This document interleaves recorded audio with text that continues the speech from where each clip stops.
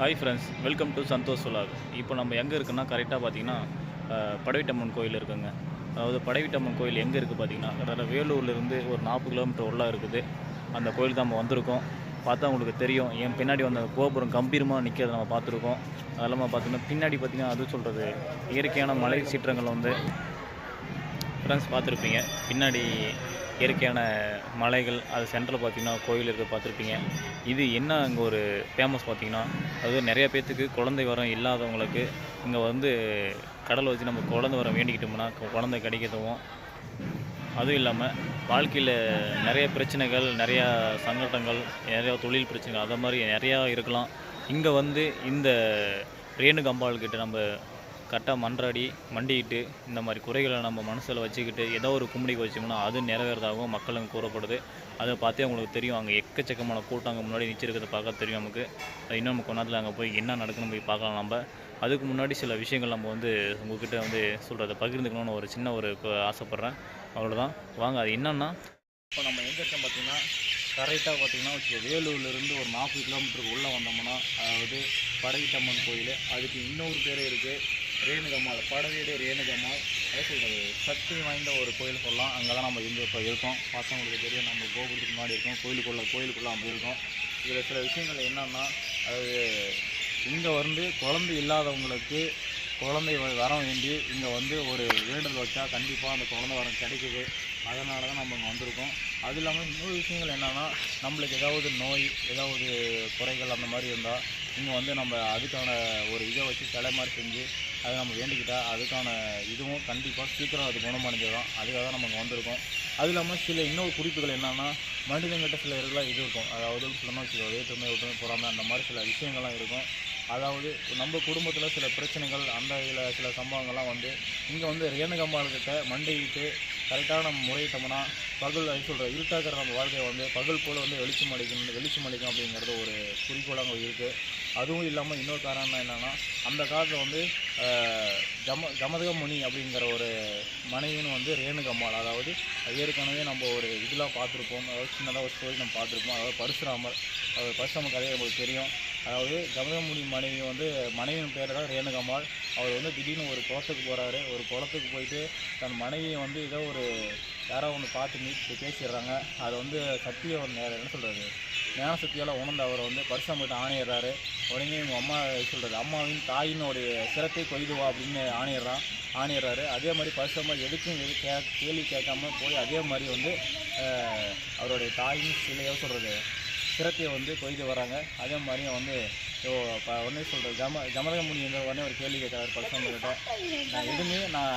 நான் சொன்ன கேள்விக்கு நீ எதுவுமே கேட்காம நீ போய் உன்னோட தாயின் சிரத்தை வந்து கொய்து வந்துட்டா அப்படின்ட்டு உனக்கு என்ன வரம் கேளு அப்படின்னு கேட்குறாங்க. அப்போ தான் அவர் கேட்குறாரு, மறுபடியும் என்னுடைய தாயை வந்து மீண்டு வரணும் அப்படின்னு கேட்குறாரு. அதுக்காக தான் இந்த மறுபடியும் அந்த தாயை வந்து மீண்டு உயிர்த்திருக்கிறாங்க. தலைக்காசமாக இங்கே வந்து இதாகுது. அதனால் இங்கே வந்து படவீட்டம்மன், அதாவது ரேணுகம்மாள் அப்படிங்கிற ஒரு பேர் இங்கே வருது. வாங்க நம்ம இந்த கோயிலை வந்து சுற்றி போகலாம் எப்படி இருக்குன்ட்டு. ஃப்ரெண்ட்ஸ் இங்கே பாருங்கள், நம்ம எங்கே இருக்கோம்னா கரெக்டாக கோயில் என்ட்ரன்ஸில் இருக்கோம்.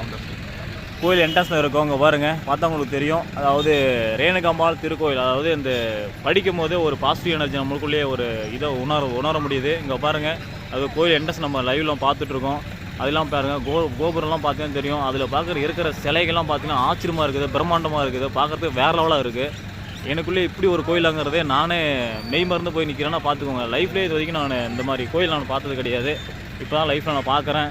எது சொல்கிறது, இங்கே வந்ததுக்கப்புறம் எனக்குள்ளே ஒரு பாசிட்டிவ் எனர்ஜி உணர்ந்துட்டு இங்கே ஒரு எந்த ஒரு ஃபீலிங்கும் சொல்கிறது, எந்த ஒரு கஷ்டமும் எந்த ஒரு இதுவும் இல்லாமல் மனசுக்கு ஒரு ஹாப்பியாக நம்ம இருக்கோன்னா கண்டிப்பாக இங்கே வந்தது தான் நான் இருக்கேன். அந்த மாதிரி பார்த்தா உங்களுக்கே தெரியும் எவ்வளோ மக்கள் வந்து இங்கே இந்த கோயிலுக்கு போகிறாங்க அப்படின்ட்டு. நிறைய விசேஷங்கள், நிறைய கல்யாண ப்ரோக்ராம் எல்லாமே இங்கே தான் நடக்குது.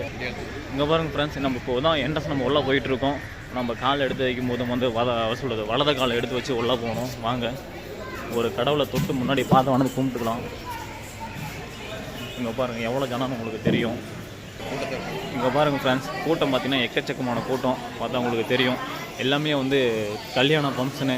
அது இல்லாமல் இன்றைக்கி நடக்கிறதுனால, இன்றைக்கி முகூர்த்தங்க சரியான முகூர்த்தங்கிறதுனால இன்றைக்கி கிட்டத்தட்ட இங்கே ஒரே இந்த கோயிலே மட்டும் 2-3 கல்யாணம் நடக்குது. பார்த்தா உங்களுக்கு தெரியும்.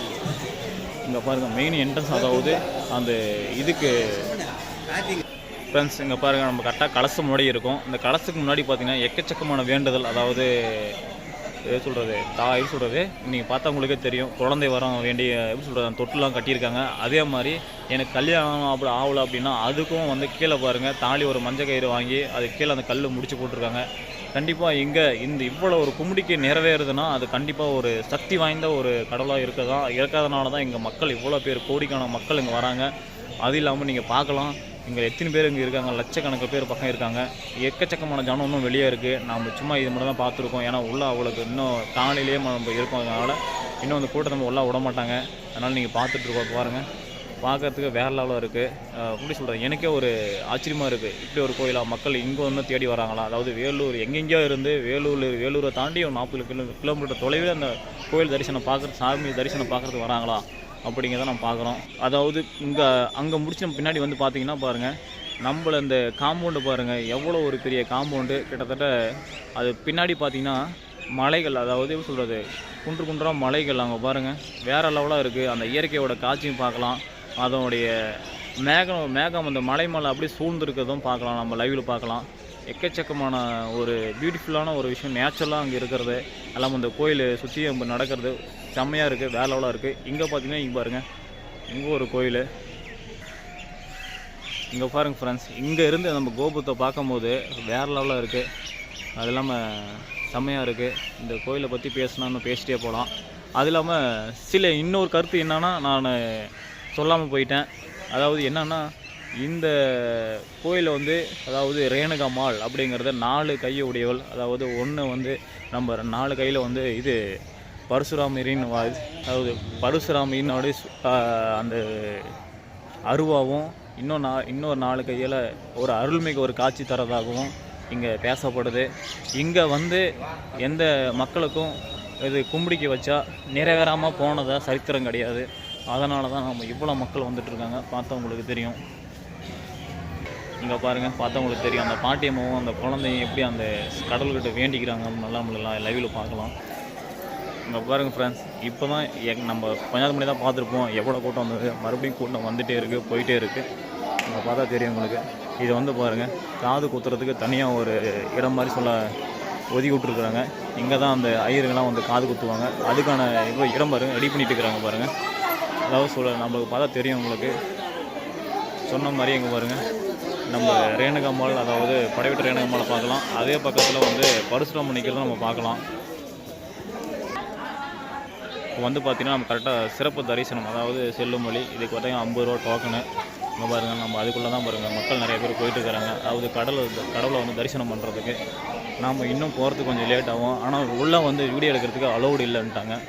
இதில் பார்த்திங்கன்னா சிறப்பு நுழைவு கட்டணம், ஒரு நம்பருக்கு வந்து 10 ரூபா. அதாவது இங்கேயும் வந்து 50 ரூபாங்கிறது வந்து கொஞ்சம் முன்னாடி போகலாம், 10 ரூபாங்கிறது கொஞ்சம் பின்னாடி போகலாங்கிற மாதிரி தனித்தனியாக எல்லாம் பிரித்து வச்சுட்டாங்க. இந்த கோயில் விநாயகர் கோயில் நினைக்கிறேன், அதை லாக் பண்ணி வச்சுருக்காங்க. அது இல்லாமல் பார்த்திங்கன்னா பின் வழியை பார்த்திங்கன்னா வெறும் கருங்கல்லால் செய்யப்பட்டது. அதுவும் எவ்வளோ அடுக்கு, சும்மா மனத்தூணு மாதிரி அப்படியே அடுக்கி வச்சுருக்காங்க. எவ்வளோ ஒரு இது போக்கு வந்தவனையும் இந்த சொல்கிறது ஆடம் ஆடாத அசையும் அசையாது, அந்த அளவுக்கு ஸ்ட்ராங்காக கட்டிங்கிறாங்க. பார்த்தா உங்களுக்கே தெரியும். இங்கே பாருங்கள் எவ்வளோ ஸ்ட்ராங்கு பாருங்கள், பயங்கர ஸ்ட்ராங்கு. அதுவும் கருங்கல்லாலேயே எவ்வளோ ஒரு இது செதுக்கி இருக்கிறாங்க, அந்த டிசைனை செதுக்கி இருக்கிறாங்க. 1 by 1 எப்படி வச்சுருக்காங்க பாருங்கள், வேறு லெவலாக பண்ணி வச்சுருக்காங்க. ஃப்ரெண்ட்ஸ், இப்போ ஒரு வழியாக நம்ம எல்லாத்தையும் பார்த்துருப்போம். ஆனால் அதையும் தாண்டி இங்கே என்னென்னா, இங்கே பாருங்கள் பொது வழி தரிசனமாக. அதாவது பொது வழிங்கிறது என்னென்னா, எந்த ஒரு முன்பணமும் காசும் இல்லாமல் இதில் ரொம்ப கியூவில் நினச்சி போகிறது தரிசனம். இது கொஞ்சம் இது லேட் ஆகும். காசு கொடுத்து போனால் முன்னாடி நம்ம பார்க்கலாம். இதுலேயே கூட காசுன்னு பார்த்தா இதுலேயே கூட கடவுளை பார்க்குறது கூட நம்ம காசு தான்.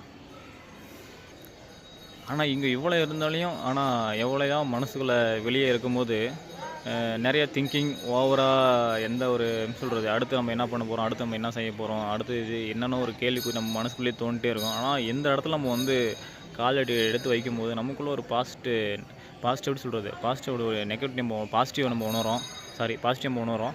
அது இல்லாமல் எவ்வளோ தான் நம்ம வெளியே இருக்கும்போது சுற்றிட்டு இருக்கும்போது இங்கே உள்ளே வரும்போது மனசும் கொஞ்சம் அமைதியாகிடுது. இன்னொரு விஷயம் என்னென்னா, எந்த ஒரு திங்கிங் கிடையாது, எந்த ஒரு நம்ம எதிர்பார்ப்பும் கிடையாது. இது நமக்கு வேணும், அது இப்படிலாம் இருக்கணும் அப்படிங்கிற ஒரு கற்பனைங்கிறதே நமக்கு இல்லை. ஆனால் இங்கே வரும்போது, இந்த கோயிலில் இருக்கும்போது எப்படி சொல்கிறது, 100% அதை நான் உணர்கிறேன். அது ஒரு பாசிட்டிவ் எனர்ஜியாக நான் உணர்கிறேன். கண்டிப்பாக நீங்களும் வாங்க. இங்கே வந்து இந்த கோயிலுக்கு மறக்காமல் வாங்க. இங்கே வந்து உங்களுக்கு என்ன கும்பிடிக்கு வைக்கணும் அப்படின்ட்டு மறக்காமல் நீங்கள் வந்து ஓப்பனாக யார்ட்டையும் சொல்லக்கூடாது. அது மனசுக்குள்ளே வச்சுக்கோங்க. கண்டிப்பாக 100% நடக்கும். ஏன்னா இங்கே நடக்கிறதுனால தான் நிறைய மக்கள் இங்கே வந்து போகிறாங்க. அப்படி நடக்கலைன்னா யாரும் இங்கே வரவும் மாட்டாங்க. இந்த கோயில் எவ்வளோ ஃபேமஸ் வந்திருக்காது பார்த்தவங்களுக்கு தெரியும். நம்ம இப்போது வேறு லெவலாக இருக்குது. கண்டிப்பாக இந்த கோயிலுக்கு நான் வந்ததுக்கு ரொம்ப பெருமைப்படுறேன். மேலே பார்த்திங்கன்னா அது மேலே ஒரு உச்சியில் ஒரு கோயில் இருக்குது. அதையும் நம்ம போய் பார்க்கணும். கண்டிப்பாக போகாமல் இருக்கக்கூடாது.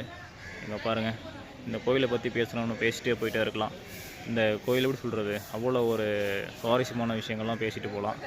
நம்ம அதுக்கான டைம் இன்னும் இல்லை. நம்ம இன்னும் டைம் இருக்குன்னா இன்னும் நம்ம இன்னொரு கோயிலுக்கு போய் பார்க்கணும். மேலே ஒரு மலை உச்சியில் இருக்குது, அந்த கோயிலை போய் பார்க்கணும். நண்பர்களே, மக்களே, இப்படி எல்லாமே இப்படி சொல்லிகிட்டே போகலாம். சிறுவர்களே, பெரியவர்களே எல்லாம் சொல்லிகிட்டே போகலாம். உங்களுக்கு மனதில் நிறைவேறாத ஆசைகள், குறைகள் ஏதாவது இல்லை, எனக்கு நோய் நொடி ஏதாவது எனக்கு இப்படிலாம் இருக்குது அப்படி வாழ்க்கையில் அப்படின்னு நினச்சிங்கன்னா கண்டிப்பாக இந்த கோயிலுக்கு வாங்க. அதாவது ரேணுகம்பாள்கிட்ட வந்து மண்டிட்டு உங்களுக்கு குறைய சொல்லுங்கள், மனசுக்குள்ளே சொல்லி தீருங்க. அதுக்கான ஒரு கும்பிடிக்கையை நீங்கள் வைங்க. கண்டிப்பாக அது உங்கள் வாழ்க்கையில் சேஞ்ச் ஆகும். கண்டிப்பாக உங்களை நம்புங்க. ஏன்னா எனக்குள்ளே நிறையா இதெல்லாம் இருந்தது. அது ஏற்கனவே முன்னாடி கொஞ்சம் முன்னாடி சொல்லியிருப்பேன். நிறையா நான் வெளியே இருக்கும்போது நிறைய யோசனைகள், சிந்தனைகள் எதால எக்கச்சக்கமாக இருந்தது. ஆனால் இந்த கோயில் நான் காலடி எடுத்து வைக்கும்போது அந்த சிந்தனை எதுவுமே கிடையாது. மைண்ட் ரிலாக்ஸ் ஆகிடுச்சு. எந்த ஒரு நினப்பும் நமக்கு கிடையாது. அவ்வளோ அப்படி ஒரு பாசிட்டிவ் எனர்ஜி நான் உணர்கிறேன். மறக்காமல் நீங்களும் வாங்க, இங்கே ட்ரை பண்ணுங்கள். மறக்காமல் அந்த வீடியோ பிடிச்சிருந்தா லைக் பண்ணுங்கள், ஃபாலோ பண்ணுங்கள், ஷேர் பண்ணுங்கள். எல்லாத்துக்கும் தெரிஞ்சு